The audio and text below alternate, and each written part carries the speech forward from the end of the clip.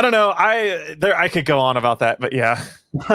Yeah, well, another question I had for you, we got a little bit on that topic, but another question I just had for you is, to what extent do you think that theory is really playing out in our modern day politics? To what extent do you think that our politicians really are that ideological, or do you think they are more just kind of molded by various influence, whether it be the moneyed influence of lobbyists or their constituency, or just playing the game of politics? I feel like sometimes people enter with a real sense of philosophical or theoretical identity, and then that very quickly gets worn off by the forces of the powers that be in Washington or wherever they may be, legislating. Yeah, so I think it's like kind of in that regard, right? So obviously before I started getting into theory, it was like, yeah, everything was just money and politics and shit, and it still is everything. Everything still is money and politics, but theory and this capitalistic world that we live in deeply reinforce that, not necessarily through material, but through ideas itself, right? So, they can justify taking lobbyist money. They actually, I'm actually convinced a lot of corporate Democrats, what they think they're doing, they know that there probably is some subconscious kernel of like, yeah, this is probably a little bit like wrong, but at the same time, their actual surface level consciousness are like, no, like I'm just, I'm making the best that I can. We have to compromise with fossil fuel lobbyists. We have to, and it's like, I don't think I think it's something that they reinforce each other. I think theory and this really an ideology, like in this very capitalist ideology that we live in, it helps. It's a very easy way to rationalize pretty shitty things, if that makes sense.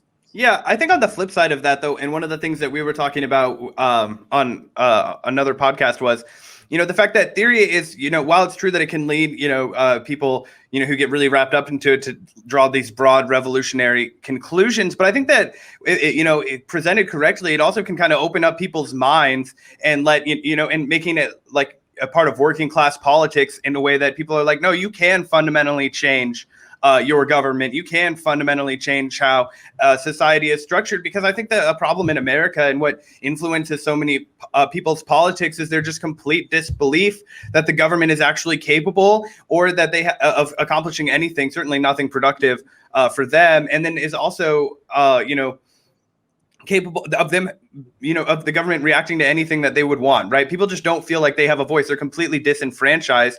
And I'm wondering how you think that we can effectively use theory to not so much drive people towards these like immediately revolutionary thoughts, but as a way of effectively driving political support and changing people's minds and opening them up a little bit to say, no, you can structure a society that is egalitarian, that is built on these principles that we've been talking about. It is possible, Well, I think like the biggest thing of theory is it makes you understand how fucking ideological the actual status quo thinking is, and how just as abstract it is as like any other theory, right? Like it's like Enlightenment, laissez-faire economics and stuff like that. It's incredibly ideological. It's incredibly artificial. If anything, it is the more artificial system, right? Like neoliberalism, for example, isn't the natural system. They've had to bail, our entire economy gets bailed out every 10 fucking years. Right. And so we approach like, who was it? Foucault talked about this and Elaine Badiou being a Marxist philosopher, Foucault being a postmodernist.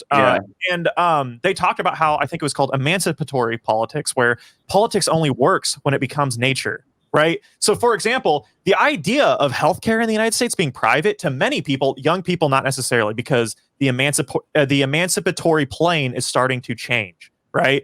But the nature that we lived in the United States, like in the 80s and 90s, was like, no, privatization was our natural way of being.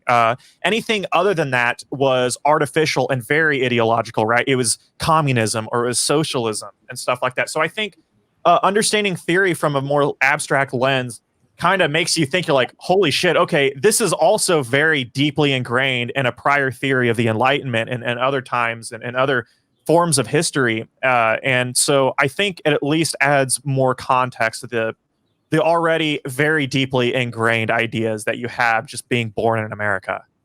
Yeah, I think that's a good point. I'm wondering, though, kind of, I don't know. I guess this guy in the chat, he says that his friend calls neoliberalism religion. I think that's very apt. It's the religion of our country, probably after Christianity.